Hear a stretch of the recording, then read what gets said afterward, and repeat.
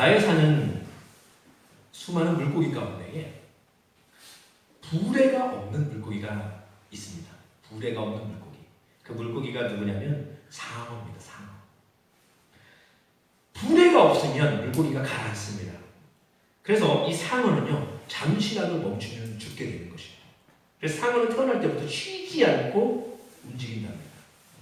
심지어 잘 때에도 지느러미를 움직여야만 물속에서 잘 수가 있어요. 그 결과 상어는 바다 동물 중에 가장 힘이 센 강자로 자라게 되는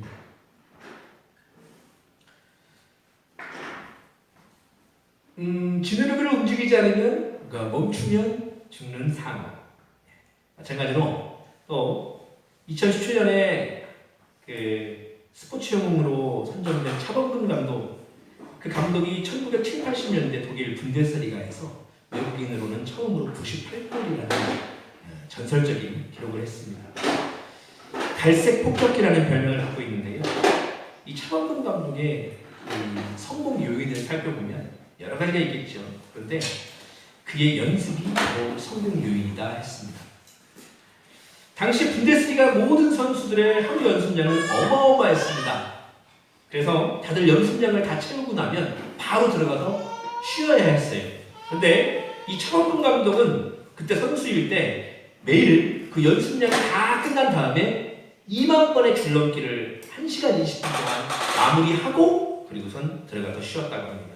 그래서 체력적으로나 순발력으로나 월등할 수밖에 없었겠죠. 차범근 감독 외에도 4년에 한 번씩 올림픽에 출전하는 각국 대표 선수들, 그 선수들도 이미 자국 선수들과의 수많은 경쟁 가운데 이겨서 오게 된 거잖아요. 이 선수들이 거기까지 오게 된 비결이 뭘까요? 올림픽에서도 좋은 성적을 내는 선수들은 또 그 비결이 뭘까요? 그들은 연습을 쉬지 않기 때문입니다. 지느러미를 쉬지 않고 움직이는 상어, 그래서 그 상어가 강자가 된다고 했죠. 연습을 쉬지 않고 하는 선수가 또 강자가 되는 겁니다. 여러분, 오늘 우리 또한 멈추지 않아야 할 것에 대해서 오늘 이 시간 나누고자 합니다. 그게 무엇이냐면 우리가 멈추지 않아야 할 것, 바로 신앙입니다. 신앙. 각각 주신 은사와 우리의 삶의 자리에서 끊임없이 어떤 분야에 대해서 연습하고 또 연습하고 노력하는 삶을 살아가는 것이 의미가 있죠, 당연히. 근데 우리는 그리스도인 아닙니까? 그렇기 때문에 그리스도인 우리는 다른 분야에서도 멈추지 말아야 하겠지만, 연습도 멈추지 말고 다른 어떠한 것도 멈추지 말아야겠지만 특히나 멈추지 말아야 할 것이 있는데 그것이 신앙이다. 그래서 오늘 에베소 4장 13절에서 15절 말씀을 가지고 멈추지 않는 신앙이라는 제목으로 말씀 선포합니다. 하나님 주시는 지혜로 깨닫고 은혜를 누리는 귀한 시간 되기를 원합니다. 여러분, 그러면 멈추지 않는 신앙이다. 그럼 그건 무엇일까요? 다른 말로 끊임없이 신앙하는 것. 이것은 무엇일까요? 15절 말씀에 그 멈추지 않는 신앙의 모습이 나와 있습니다. 15절 말씀 다시 한번 읽어볼게요. 시작. 오직 사랑 안에서 참된 것을 하여 범사에 그에게까지 자랄지라. 그는 어린이 곧 그리스도라. 자, 멈추지 않는 신앙이라는 것은 무엇이냐면 바로 끊임없이 성장하고 성숙하는 신앙, 그것을 말합니다. 끊임없이 성장하고 성숙하는 신앙, 이것이 바로 멈추지 않는 신앙. 여기서 하나의 물음이 생기죠? 우리는 예수님을 구주로 고백했습니다. 그게 바로 신앙인데 무슨 또 성장이 필요할까 하는 거예요. 13절에 보면 그 뜻을 정확히 알 수 있습니다. 우리 13절도 함께 읽어보겠습니다. 13절 시작. 우리가 다 하나님의 아들을 믿는 것과 아는 일에 하나가 되어 온전한 사랑을 이루어 그리스도의 장성한 분량이 충만한 데까지 이르리니. 아멘. 무슨 성장이 필요하냐? 우리가 예수 그리스도를 믿음으로 고백하면 되지. 근데 하나님께서 하시는 말씀이에요. 너희는 매일 매 순간 성장해야 된다 하는 거예요. 어디까지요? 그리스도의 장성한 분량까지. 그래서 여기에 13절에 보면 그 장성한 분량에 이르기까지 신앙 성숙을 하는 사람을 뭐라고 말하냐면 온전한 사람이다 이렇게 표현합니다. 온전한 사람. 하나님의 아들을 믿는 것과 아는 일에 하나가 되어 라는 것은 계속 그것에 매진한다는 거예요. 그렇게 되면 온전한 사람이 되는데 온전한 사람을 이루면 그리스도의 장성한 분량이 충만한 데까지 이른다라는 거예요. 근데 여러분 보십시오. 감히 누가 예수 그리스도와 견줄 때까지 우리가 큰 믿음을 갖겠습니까? 그죠? 그렇기 때문에 우리는요 거기까지 잘하도록 무슨 얘기예요? 평생토록 잘해야 된다라는 거예요. 근데 온전하다라는 것은 무엇일까요? 여기서 온전하다. 헬라어 원어가 텔레이오스입니다. 텔레이오스. 근데 이게 무슨 말이냐면 성숙한이라는 말을 가져요. 성숙한. 성숙한. 그러면 이제 온전한 사람이라는 예를 야고보서 3장 2절에서 찾을 수 있는데 우리가 다 실수가 많으니 만일 말에 실수가 없는 자면 곧 온전한 사람이라 하더니 온 몸도 불내 씌우리라. 아멘. 여러분 말에 실수가 없는 사람 이게 온전한 사람 중에 하나인데 말에 실수가 없는 사람이면은 이게 여기서 오늘 말씀을 듣는 우리 성도님들 중에 올해 김씨의 11월인데 말에 실수가 한 번도 없었던 분 손 들어보라고 이야기를 하면 여러분 저부터 일단 손을 못 들어요. 저부터 손을 못 들어요. 혹시 이 질문에 손을 드실 수 있는 분이 계실 수도 있겠지만 어느 누가 말에 실수가 한 번이라도 없을까요? 11개월 살면서 혹시 무건 수행을 하시는 분이면 모를까 그죠? 온전한 사람이다. 거기까지 이르기가 쉽지 않겠죠. 근데 하나님은 기억하거든요. 아는 일과 하나님 믿는 일에 계속 매진하면 온전한 사람에 갈 수 있다. 그러면 이제 우리가 착각하는 거예요. 어떻게 갈 수 있어? 우리가 온전과 혼돈하는 단어를 생각하기 때문이에요. 뭐냐? 완전이라는 겁니다. 완전. 온전과 비슷하죠? 완전. 근데 여기서 이제 완전은 완벽이라고도 표현할 수 있겠습니다. 여러분, 신앙적으로 완벽한 사람이 있을까요? 성인이라고 할지라도 완벽할 수가 있습니다. 완벽한 분은 오직 누구밖에 없을까요? 예수 그리스도밖에 없어요. 하시는 분 중에. 그렇기 때문에 완벽한 신앙인은 없어요. 이 땅에. 그렇기 때문에 우리가 그리스도의 장성한 분량이 이르기까지 계속 신앙이 성장해야 된다. 우리 15절 말씀에 보면 범사에 그리스도께까지 자라야 된다라고 했습니다. 자라야 하는데 아까 말씀드렸듯이 언제까지 자라야 된다는 거예요? 범사에 평생. 자, 이제 우리 성도님들은 이미 저도 예수 그리스도를 구세주로 고백하는 그리스도입니다. 할렐루야, 그죠? 그럼에도 불구하고 그것으로 멈추지 않고 그리스도이다라는 것으로 멈추지 않고 끊임없이 그리스도인으로서의 신앙 성장을 위해서 또 예수님을 닮아가기 위한 성장을 멈추지 않으시기를 소원합니다. 자, 그렇다면요, 왜 우리가 신앙 성장을 멈추면 안 되는 것일까?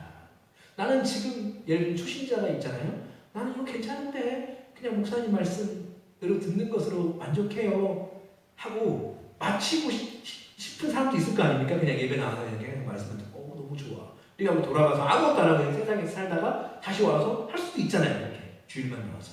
그런데 그렇게 되면 신앙의 성장은 할 수가 없는 거예요. 하나님께서 원하시는 신앙 성장의 방법이 있기 때문에.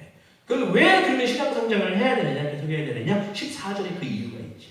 14절 말씀도 함께 읽어볼게요. 시작. 이는 우리가 이제부터 어린아이가 되지 아니하여 사람의 속임수와 간사한 유혹에 빠져 온갖 교훈의 풍조에 끌려 요동하지 않게 하려 함이라. 아멘. 신앙의 성장이 멈춰선 안 되는 이유, 바로 어떤 상황에도 요동하지 않는 신앙을 위해서입니다. 흔들리지 않는 신앙을 갖기 위해서 끊임없이 성장해야 된다라는 거예요. 우리 장인어른께서 사고가 나셨었잖아요. 근데 갈비뼈가 분명히 부러질 것 같다고 말씀을 제가 옆에서 들었었거든요. 근데 며칠 후에 바로 퇴원을 하셨습니다. 근데 이제 의사 선생님도 퇴원해도 됩니다라고 했기 때문에 퇴원을 한 것이죠. 우리 장인어른 요즘에도 제가 이제 여쭤보거든요. 장인어른 갈비뼈는 어떠세요? 가슴 안 아프세요? 안 아파요. 이렇게 하시고. 참 신기해요. 며칠만 입원하시고 나와서 계속 또 일을 하셨거든요. 지금까지. 근데 사실은 그렇습니다. 골절상으로 입원해 있는 환자가 뼈가 어느 정도 붙어서 굳이 병원에 입원해 있지 않고 퇴원이 가능해졌다. 그 판단을 누가 해요? 의사가 하죠. 그럼 의사가 퇴원해도 됩니다. 이렇게 얘기를 합니다. 뼈가 붙었다는 것은 일단은 온전해진 건 맞으니까요. 그죠? 그런데 보십시오. 뼈가 붙었다고 해서 금방 막 축구하러 다니고 막 마음대로 해도 된다? 이건 아니죠. 아니죠. 그죠? 왜냐하면 조심할 것이 있기 때문이에요. 골절 당했던 환자는 뼈가 붙어서도 조심해야 될 게 있다. 길가에 튀어나와 있는 어떤 돌뿌리 하나가 장애물이 될 수가 있는 거예요. 그렇죠? 저희 어머니 보이지 않는 시크릿 계단 하나 못 밟으셔갖고 뼈가 부러지셨었잖아요. 그런 거예요. 조심해야 되는 거예요. 그 하나 때문에 또 언제 넘어지면, 원래는 골절을 안 당했던 사람은 넘어졌을 때 그냥 생채기만 날 수도 있는 거지만, 골절상을 당했던 사람이 뼈가 붙으면 그렇게 넘어졌을 때 또 골절 당하기가 쉬운 거예요. 몸이 회복되었다가 할지라도 조심해야 될 것이 투성이다. 투성. 마찬가지예요. 여러분, 우리 세상은 죄악이 관영한 세상입니다. 신앙인으로서 교회에서 교역자로, 직분자로 또는 일반 성도로 함께 있을 때에는, 그냥 교회에 있을 때 예배드릴 지금은 죄악된 일에 대해서 쉽게 노출되지 않습니다. 우리가 누구를 뭐 해코지 하는 게 아니잖아요. 지금 이 자리에서. 근데 문제는 세상에 나가설 때가 문제다라는 것입니다. 세상에 나가서면 죄악에 노출될 때가 너무나 많다는 거예요. 그리스도인이 아니더라도 일반적으로요. 누가 봐도 이건 법적으로 저촉될 일이다. 이런 일을 행하면 분명히 처벌받는다. 라고 생각이 드는 일들은 사람들이 하지 않는 것입니다. 하지 않는 게 일반적이에요. 상식적이죠. 만약에 하고 싶은 마음이 든다 할지라도 상상만 할지 쉽사리 행동에 옮기진 않습니다. 그런 죄악들. 뭐 도둑질이라든지, 공공연한 사기 행각이라든지, 뭐 횡령을 한다든지, 뭐 더 크게는 폭력한다든지, 살인을 행위를 한다든지, 이런 것들. 이런 거 여러분들 칼 쥐어준다고 해서 아이고 칼이 내 손에 있네? 사람 죽여야지. 이렇게 하지 않지 않습니까? 일반적으로 하지 않아요. 칼 들면 요리나 할 뿐이지 그거 가지고 누구 해코지할 생각을 안 하는 게 일반적이에요. 여러분, 그런데 이거는 이제 법적인 저촉을 생각하니까 그런 거고, 우리가 살다 보면 나 저 사람 안 되어갖고 진짜 내가 한번 꼬집어주고 싶네, 이런 생각해서 진짜 가서 꼬집어요. 있는 힘껏 인상 쓰면서 꼬집습니다. 상대의 살이 빨개지도록 피가 나도록 꼬집어요. 막 힘주어서 꼬집으면 시원하죠. 그죠? 근데 이것이 우리의 상상 속에서 일어나는 일이죠. 근데 우리 생각으로는 이미 죄악을 범하고 있는 거죠. 그죠? 상상 속에서는. 근데 공공연하게 죄악으로 느껴지는 일들은 행동으로 쉽사리 하지 않는다는 거예요. 왜요? 이건 확실한 죄악으로, 누가 봐도 죄악으로 인식을 하거든요. 근데 이게 세상 속에 도사리는 죄악된 일들 중에는 법적으로 저촉되는 일들도 있지만, 방금 제가 말씀드렸듯이 교묘하게, 이게 법에 걸리는 건 아닌데도 교묘하게 우리에게 다가오는 죄악들이 있습니다. 그리스도인인 저와 여러분은 이런 죄악의 유혹 앞에서 흔들리지 않기를 바랍니다. 죄악인 듯, 죄악이 아닌 듯 생각되는 교묘한 죄악들. 그럼 이것이 무엇이 이런 교묘한 죄악들일까 하는 게 14절 아까 읽은 말씀에 있는 거예요. 뭐가 있어요? 14절 보면 사람의 속임수, 또 간사한 유혹, 그 다음에 뭐가 있습니까? 교훈의 풍조. 그러니까 이게 물론 이제 교훈의 풍조는 이 두 가지에 넘어갔을 때 교훈의 풍조에 넘어간다는 건데, 이 세 가지가 약간 맥락이 비슷해요. 그럼 사람의 속임수는 뭡니까? 이게 속임수가 옛날 그 단어로는 괴술이라고 기록되어 있었습니다. 괴술. 근데 이 괴술이 퀴베이아라는 헬라어의 단어거든요. 퀴베이아. 근데 이게 무슨 뜻을 갖냐면 교활한 책략 이런 겁니다. 교활한 책략, 편법. 근데 이게 누군가를 기망하기 위한 어떠한 예략, 이것을 말합니다. 사람의 속임수. 그냥 뭐 마술쇼 이런 거 할 때 마술이 아닙니다. 여기서 말하는 사람의 속임수는 남을 해 끼치기 위해서 편법을 행하고 기망하기 위해 계략을 행하는 것, 이것을 말하는 것.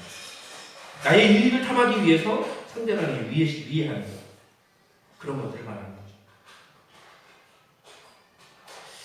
몇 년 전부터도 그렇지만은 그 전에도 물론 그랬겠지만 초단기 근로자들이 많아졌습니다. 지금은 더 많아요. 이게 누구냐, 이게 무슨 뜻이냐면 초단기 근로라는 것은 일주일에 15시간 미만으로 일하는 사람 말합니다. 알바생이라고 우리는 표현을 하죠. 아르바이트생. 일주일에 15시간 미만. 왜요? 왜 그렇게 초단기 근로자가 많을까요? 기업가들이, 사업자들이 15시간을 일하게 만들면 주휴수당을 주게 되어 있습니다. 하루에 품삯을 더 줘야 되는 거예요. 그냥 일 안 하고. 그래서 15시간이 이게 기준입니다. 15시간이 넘어가면 무조건 주휴수당을 줘야 돼요. 근데 그거 안 주려고 14시간까지만 일할 아르바이트생을 무수히 뽑습니다. 일주일이에요, 일주일. 물론 이제 이게 14시간만 일주일에 일하게 아르바이트생을 모집하고 일을 시키는 건 제가 사업가는 아니니까 목사지, 그죠? 그러니까 사업가의 입장에서 본다면 어쩔 수 없는 부분일 수 있어요. 근데 제가 말씀드리는 건 왜 사람을 속이면서 이걸 얘기하느냐? 14시간만 일을 시켜야 되는데 일을 주휴수당 받을 사람처럼 시켜요. 15시간 이상을 시킨다는 얘기죠. 그런데 법적으로는 계약상 14시간으로 잡아놨기 때문에 주휴수당은 아니죠. 계약한 것보다 더 많이 일을 시키는 편법입니다. 그렇죠? 기망의 행위에 속할 수 있는 거예요. 이 하나의 예를 든 것이지만 여러분 그리스도인으로서 본이 되지 못하는 사업가의 모습이잖아요. 이런 모습. 우리 성도님들 중에는 그런 분들이 없지만 여러분 예수님을 닮아가야 할 성도로서 이러한 사람의 속임수를 도모하는 일이 없는 저 여러분의 인생이 되길 바랍니다. 아멘. 여러분 나에게는 유익이 될지 모르나 하나님의 영광을 가리우는 일이잖아요. 그렇죠? 여러분 또한 영적인 측면에서 보면 그 교묘한 죄악들 중에 사람의 속임수 말고 또 하나가 있어요. 뭐예요? 간사한 유혹. 이것은요 영적인 부분에 생각해 볼 수 있습니다. 사탄이 우리를 유혹하는 방법이 바로 이 간사한 유혹이에요. 간사하게 다가옵니다. 여러분 아담의 그 죄악의 원인이 무엇입니까? 창세기 2장 17절에 선악을 알게 하는 나무의 열매는 먹지 말라. 네가 먹는 날에는 반드시 죽으리라 하시니라 했어요. 반드시 죽으리라 했어요. 이게 뭐 설교하시는 목사님들이 많이 인용하는 이야기입니다. 근데 여러분 그 간사하기 짝이 없는 사탄이 누구의 형상으로 왔죠? 뱀의 형상으로 접근했습니다. 접근해서 이야기를 하는 거죠. 근데 그 이야기의 맥락의 핵심은 뭡니까? 야 진짜 하나님이 저거 선악과를 먹지 말라 하더냐. 먹으면 죽을까 하노라 했다고 했어요. 그래서 하와가 먹으면 죽을까. 원래 죽는다고 했거든요. 근데 죽을 수도 있다가 된 거예요. 갑자기 그 간사하게 나오고 야 아니야 니네가 저 선악과를 먹으면 하나님과 같이 눈이 밝아져. 선악을 구별하게 될 줄을 하나님께서 아시기 때문이야. 그러니까 이때 이제 하와가 야 저걸 먹으면 하나님처럼 된다고 이 마음이 들어오는 겁니다. 그러니까 갑자기 생각지도 않았던 그 선악과가 어떻게 되는 거예요? 야 보암직도 하고 먹음직도 하고 지혜롭게 할 만큼 탐스럽다 이런 생각이 드는 거예요. 굉장히 간사합니다. 그 꼬임에 넘어간 거예요. 그래서 먹지 말라 했던 것을 따본 아담에게도 줬죠. 여러분 간사하다는 이 간사한 유혹은 특징이 뭡니까? 무언가 유익을 주려 하는 듯 하면서 자기의 일속만 채우는 거예요. 그럼 사탄은 어떤 일속을 채웠습니까? 자기가 어떤 걸 목표를 이뤘어요? 하나님과 사람 사이를 멀게 해놓은 것. 목표를 채운 것이죠. 그렇죠? 지금도 그렇습니다. 이 사탄은 간사한 유혹으로 우리에게 다가오는 거예요. 나와 하나님 사이를 멀게 하려고 간사한 책략을 씁니다.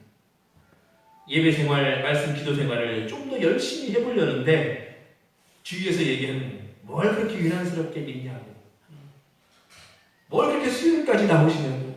참 대단하거든요. 예전에 애기 2명 데리고 나오는 게 진짜 대단한 거거든요. 근데 뭘 수요일까지 나옵니까? 일요일만 나가라. 피곤한데 애들 데리고. 이런 이야기가 혹시나 이제 누가 그런 사람이 없겠지만 얘기를 그런 말이 전혀 없나? 그럼 그것이 바로 우리가 판단해야 될 간사한 유혹 중에 하나예요. 뭐 그 사람이 간사하다는 건 아니에요. 그러나 거기서 역사하는 사탄이 간사한 거죠. 자기가 믿지 않는 사람이 성경이니까 자기 입장에서는 무심코 이야기하는 걸 수도 있어요. 그렇지만 우리에게는 유혹이라는 거예요. 그런 유혹들이 우리의 신앙을 흔들리게 할 수 있으니까 우리가 멈추지 않고 하나님의 뜻은 무엇일까? 하나님은 내가 어떻게 살아가기를 원하실까를 늘 알아가기를 힘써야 된다. 아멘. 하나님을 알아간다는 것은 하나님이 어떤 분이냐 사전적인 정의를 외우는 것이 아니라 하나님이 내가 어떻게 살아가기를 원하실까도 하나님을 알아가는 거예요. 그러려면 우리는 끊임없이 물어야지. 멈추지 않고 하나님을 알아가고 믿음 생활을 이어가기를 힘쓰는 저 여러분 될 수 있기를 소망합니다. 또 한 가지 교묘한 죄악, 또 한 가지가 뭐예요? 교훈의 풍조입니다. 교훈의 풍조. 이단 얘기를 우리가 이제 종종 하거든요. 이단 얘기를 요즘 시대에는 더 있어요. 말세지만이라고 하니까. 근데 이단에 빠지는 분들 중에는요, 초신자보다도 성령에 능통한 성도님들이 많이 계신다고 해요. 오히려 그냥 교회에 가지도 않고 생각하지도 않고 살아가는 사람들 있죠. 그런 사람들은 이단에 빠지지도 않습니다. 왜요? 저것도 교회랑 똑같아 이런 생각을 하거든요. 그런데 교회를 열심히 다니면서 성경에 능통한 열심히 공부한다고 하는 그런 분들이 의외로 이단에 많이 빠진 거예요. 왜요? 그분들에게는 성경이 믿음으로 보는 말씀이 아니거든요. 그분들에게는 성경이 상식적으로 보는 책입니다.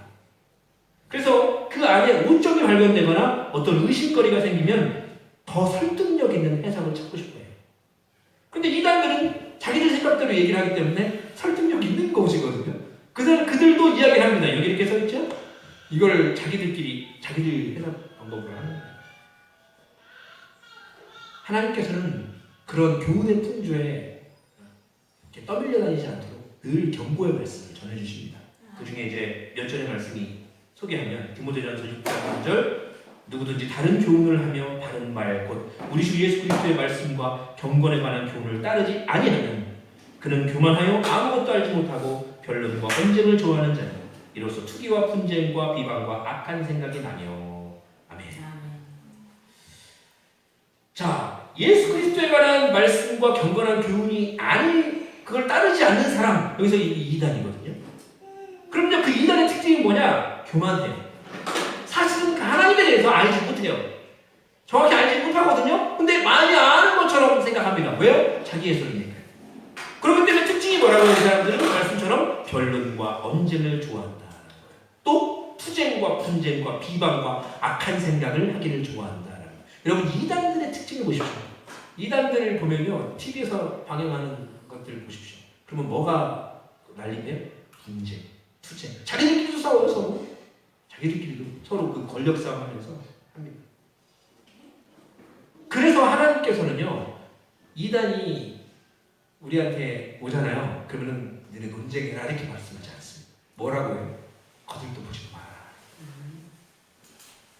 아예 무시하는 거예요. 그렇게 말씀합니다. 우리가 뭐 무식해서 비겁해서 그게 아닙니다. 이단들의 특징이 이렇기 때문에. 마태복음 15장 5절에 이렇게 말씀합니다. 사람의 계명으로 교훈을 삼아 가르치니 나를 헛되이 경배하는 도가 하였느냐. 아멘. 자기들의 해석으로 말씀을 교훈 삼아서 가르치는데 그것이 하나님의 기쁨이 되지 않을 뿐 아니라 그러한 신앙으로 하나님께 경배하는 것은 헛된 것이다 라고 분명히 하나님이 말씀하고 있다는 것입니다. 교훈의 풍조로 인해서 우리들의 신앙이 흔들리지 않도록 신앙의 길을 멈추지 않고 걸어가는 저 여러분 되기를 소망합니다. 말씀을 정리하겠습니다. 누가 뭐래도 우리의 신앙의 모델은 예수 그리스도입니다. 사실 저도 설교를 통해 믿음의 일꾼들에 대해서 이야기를 할 때 모세는 언변이 없는 사람이었고 아브라함은 비겁한 사람이었고 야곱은 거짓말쟁이였고 요셉은 분위기 파악 엄청 못하는 사람이었습니다. 요나는 고집쟁이였지만 그런 사람들은 하나님께서 들어서셨습니다 라고 저도 많이 이야기를 해왔습니다. 근데 그게 사실이에요, 사실은. 근데 그것이 그 인물들이 우리의 모델이 되어서 내 그런 좋지 않은 삶의 모습들의 핑계가 돼서는 안 된다. 부족한 내 모습이 성경의 인물도 그랬으니까 나 이 부족함 괜찮아 하는 그것을 핑계대기 위한 모델로 삼아서는 안 된다라는 거예요. 우리의 모델은 누구입니까? 예수 그리스도입니다. 하나님께서 성경 말씀에 너희는 예수님께는 비견될 수 없으니 일단은 모세에게까지 자라가라 이렇게 하지 않습니다. 왜요? 우리 하나님께서 원하시는 우리의 삶의 모습은 예수 그리스도가 모델이기 때문에 그렇게 살아가기를 원하시기 때문이에요. 예수 그리스도의 제자, 모세의 제자로 엘리야의 제자로 살아가는 것이 아니라 예수 그리스도의 제자로 살아가기 원하시는 하나님의 뜻이 있기 때문입니다. 그래서 우리는 예수 그리스도에게까지 자라가라 하시는 거예요. 그러면요, 예수님 닮는 거 하나님 저 예수님 닮게 해주세요 하지만 생각해 보십시오. 예수님 닮는 거 엄청 어렵습니다. 예수님 원수 사랑해야 돼요. 줄인 자에게 줘야 됩니다. 왕따인 사람에게 찾아가서 친구가 되어줘야 됩니다. 그게 예수님이거든요. 그 예수님 닮기를 원합니다 하는데 그 닮는 사람을 찾아보기는 쉽지 않아요. 제 인생 한 인생 살면서도 쉽지 않습니다. 여러분 그분의 성품을 그러나 닮기를 힘써야 된다라는 거예요. 우리 모습 속에 예수님의 사랑, 온유, 겸손함이 풍겨나도록 끊임없이 우리의 신앙의 길을 걸어가면서 예수님 닮아가기에 힘써야 됩니다. 죄악의 길에 들어서지 않도록 늘 영적인 긴장감을 갖고 걸어가야 된다는 거예요. 세상을 살면서 도사리는 세상의 속임수들, 또한 간사한 유혹들, 교훈의 풍조들 앞에 우리가 늘 어린아이와 같은 미숙한 신앙인만 걸어가면 넘어지기 쉽다는 거예요. 예수 그리스도의 장성한 분량에 이르기까지 하나님을 믿는 것과 아는 일에 힘쓰고 범사에 참된 것을 행하기를 힘쓰는 저 여러분의 신앙의 걸음 될 수 있기를 간절히 소망합니다. 기도하겠습니다.